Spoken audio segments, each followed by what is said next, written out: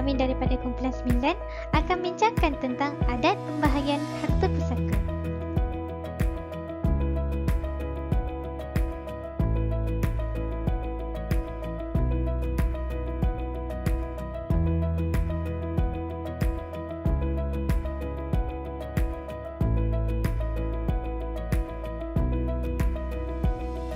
Dalam kajian ini kita akan bincangkan tentang adat pembahagian harta pusaka. Seperti yang tahu, adat di Malaysia terbahagi pada adat berpatih dan adat temenggung. Jadi kita akan fokuskan dalam konsep pembahagian harta pusaka sama adakah mengikut hukum Islam iaitu hukum ilmu faraid. Ini adalah 4 persoalan kajian yang telah dikemukakan dalam kajian ini.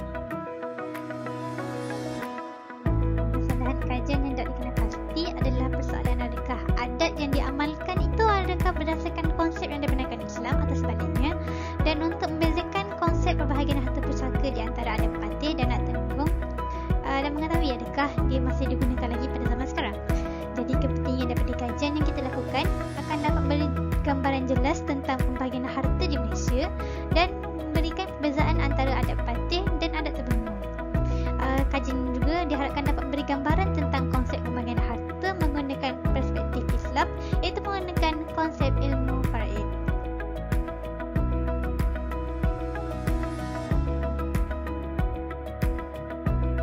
Kajian ini telah dijalankan bagi mencapai objektif kajian seperti berikut. Yang pertama, memahami konsep pembahagian harta menurut perspektif Islam. Yang kedua, membezakan etika pembahagian harta dalam negeri khususnya di Negeri Sembilan. Yang ketiga, mengenal pasti pembezaan pembahagian antara adat berpatih dengan adat temenggung. Dan yang terakhir, membincangkan cara pelaksanaan pembahagian harta pusaka dengan lebih terperinci.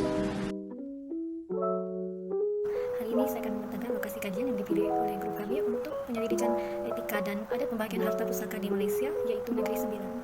Tujuan lokasi ini dipilih adalah untuk mengkaji adat istiadat pembahagian harta pusaka masyarakat asal Negeri Sembilan yang terkenal dengan keunikan adatnya kerana mengamalkan amalan dan peraturan adat berpatih, dan mengenal pasti perbezaan kaedah pembahagian harta pusaka menurut perspektif Islam iaitu faraid dengan adat ini. Negeri Sembilan terletak di tengah wilayah Semenanjung antara Sempadan Selangor di bahagian timur, manakala Sempadan Pahang dan Johor di bahagian selatan.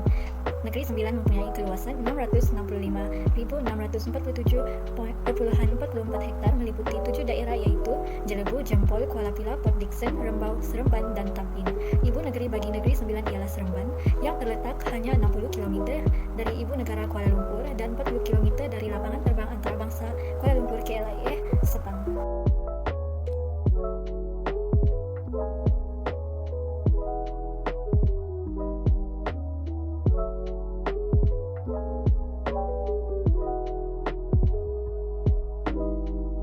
Bagi kajian literatur, isu-isu yang dibahaskan dalam kajian literatur ini adalah berkaitan penyelesaian dalam pembahagian harta pusaka di Malaysia serta teori kepada sistem pembahagian harta pusaka menurut Islam dan adat berpatih.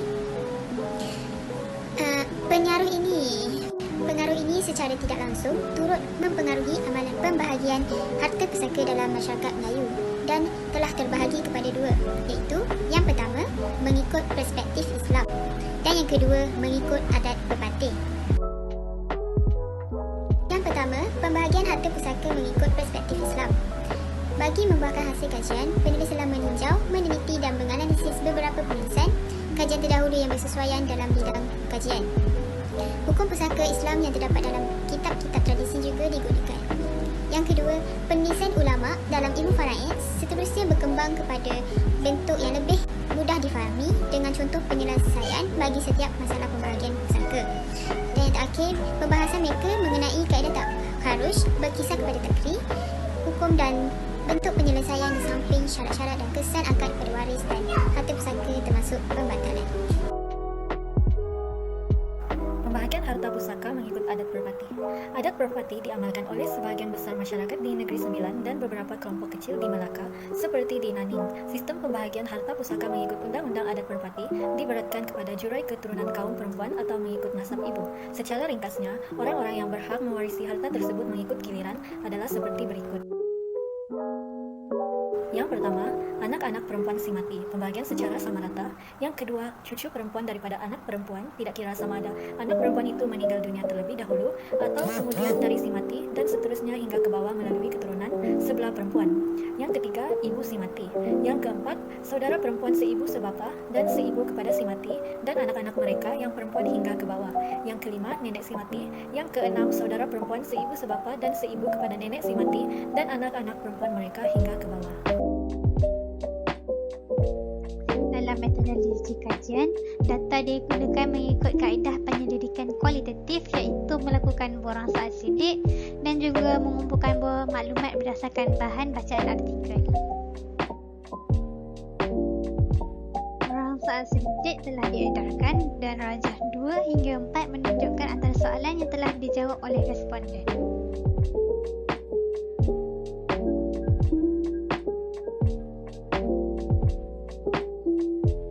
Dan maklumat seterusnya dianalisis. Bagi orang kaji sidik, corak tak pengetahuan rakyat Malaysia dapat difahami hasil daripada analisis data tersebut.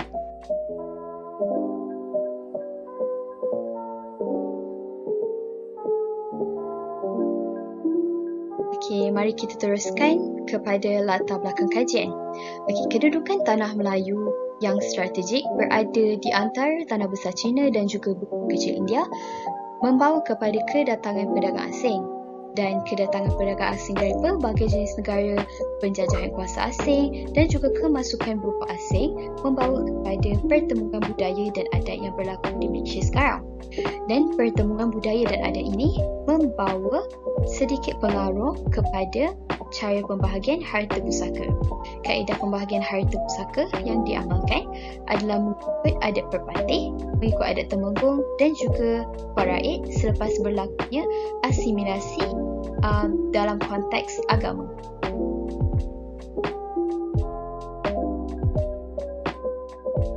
Okey, seterusnya adalah perbezaan pembahagian harta pusaka mengikut adat temenggung dan juga adat perpatih. Kalau kita lihat dari segi adat perpatih lebih mengutamakan jurai keturunan sebelah ibu atau lebih dikenali sebagai matrilineal. Harta adalah milik keluarga, pengagihan harta pusaka diturunkan daripada ibu kepada anaknya dan harta pusaka turun-temurun adalah milik suku. Manakala dari segi adat temenggung pula, adat temenggung lebih mengutamakan jurai keturunan sebelah bapa yang lebih dikenali sebagai patrilineal. Harta adalah milik individu, ianya lebih mengikuti undang-undang Islam. Anak lelaki mendapat 2/3 daripada harta, manakala anak perempuan mendapat 1/3 daripada harta pusaka. Ini menunjukkan bahawa waris perempuan juga layak mendapat harta pusaka.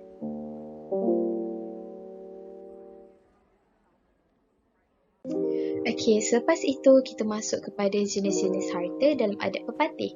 Yang pertama ialah harta pembawaan, iaitu harta milik suami sebelum kahwin, di mana sekiranya pasangan tersebut berpisah, bekas isteri tidak boleh menuntut harta tersebut. Yang kedua ialah harta dapatan, iaitu sebaliknya daripada harta pembawaan, di mana harta ini ialah milik isteri sebelum kahwin dan sekiranya pasangan tersebut berpisah, suami tidak boleh menuntut harta tersebut. Yang ketiga ialah harta pencarian, iaitu harta yang diperolehi melalui usaha sendiri sepanjang kehidupan. Okey, seterusnya, ini adalah data daripada soal selidik yang dijalankan melalui Google Form. Adakah adat pepatih masih lagi diamalkan dalam pembahagian harta dan pusaka? Menurut dapatan kajian kami, adat pepatih masih lagi diamalkan oleh sebahagian kecil masyarakat di Negeri Sembilan dan juga Melaka. Jadi, berdasarkan rajah ini menunjukkan bahawa para responden cakna berdasarkan jawapan betul yang diberikan oleh majoriti para responden. Seterusnya, kita ke pembahagian harta pusaka mengikut kaedah faraid, iaitu ashabul furud, asabah dan dawi arham. Apakah itu ashabul furud? Ashabul furud ialah waris fardu yang terdiri daripada suami atau isteri, ibu atau nenek, bapa atau datuk, anak perempuan atau cucu perempuan, saudara perempuan sebapa atau saudara seibu. Asabah pula terdiri daripada 3. Yang pertama, asabah binafsi, yang kedua asabah bil ghair, dan yang ketiga asabah ma'al ghair. Dari al-arham pula, iaitu golongan terakhir menerima harta pusaka, tetapi terdapatnya perselisihan di antara para ulama sama ada mereka boleh menerimanya ataupun tidak.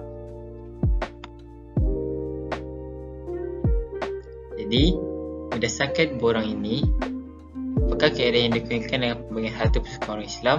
Jadi rata-rata tahu mengenai faraid dan lebih daripada 90% menjawab dengan tepat. Jadi telah terbuktinya bahawa rakyat Malaysia mengetahui pengetahuan awam tentang faraid itu sendiri. Jadi marilah kita mendalami apa itu ashabul furud. Okey, ahli ashabul furud telah tertulisnya pembahagian mereka ataupun pembahagian harta pusaka mereka di dalam Al-Quran, dan untuk menunjukkan bahawa Al-Quran terkandung hal-hal berkaitan pewarisan serta kekeluargaan. Di dalam Al-Quran termaktub dalam surah An-Nisa pada ayat yang ke-11, ayat ke-12 dan ayat ke-176 yang telah menceritakan berkaitan nisbah pembahagian harta kepada waris fardu. Okey, seterusnya ashabah. Siapakah ashabah ini? Ashabah ialah golongan yang menerima harta pusaka ataupun harta warisan selepas daripada waris fardu, iaitu ashabul furud. Jadi ashabah yang pertama ialah ashabah binafsih, iaitu adalah untuk bahagian lelaki selepas waris fardu, tapi tidaklah termasuk dengan suami dan saudara seibu. Ashabah yang kedua iaitu ashabah bil ghair, iaitu pengambilan semua baki kepada perempuan, tetapi dengan syarat dia akan terkeluar daripada ashabul furud dan dengan bersebabnya adanya orang lelaki lain. Dan yang ketiga ialah ashabah ma'al ghair. Ashabah ma'al ghair pula apabila harta diambil semua oleh perempuan bersebab adanya orang perempuan lain. Jadi seterusnya bahagian dawi arham. Dawi arham ialah golongan yang ada hubungan kerabat, iaitu datuk dan nenek, golongan cucu dan cicit, golongan daripada anak saudara, saudara perempuan, golongan bapa saudara atau mak saudara dan sebagainya. Jadi di arham ni masih terdapat perselisihan di antara para ulama sama ada boleh menerima ataupun tidak harta tersebut. Jadi marilah kita sama ke bahagian impak dan faktor.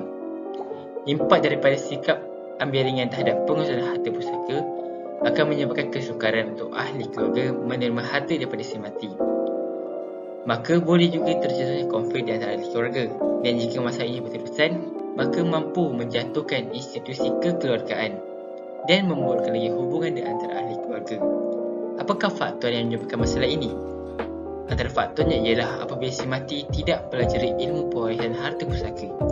Seterusnya, tiada keterusan pewaris ketika menulis wasiat kepada keluarganya, dan juga tiadanya persiapan dalam mengurus dokumen pewarisan harta pusaka dan wasiat. Seterusnya, implikasi dan cadangan. Kesedaran masyarakat di negara ini mengenai pembahagian harta pusaka berada tahap yang amat menyebabkan. Jadi, usaha-usaha yang proaktif perlu diambil bagi mengatasi masalah ini. Berikut merupakan cadangan-cadangan.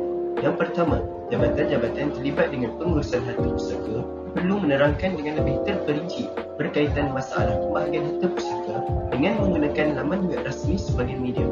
Yang kedua, kerajaan perlu memasukkan subjek-subjek yang berkaitan dengan pengurusan harta pusaka sebagai subjek keras di dalam silibus setiap universiti di Malaysia. Dan yang terakhir, pengeluaran seperti buku dan poster percuma yang membincangkan mengenai pembahagian harta pusaka perlu dimaksimalkan.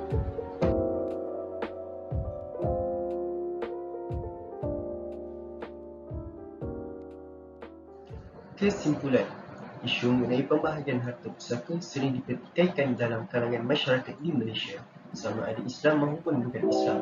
Maka, isu ini telah diketengahkan dalam laporan kajian kami bagi merungkai persoalan sama ada adat yang diamalkan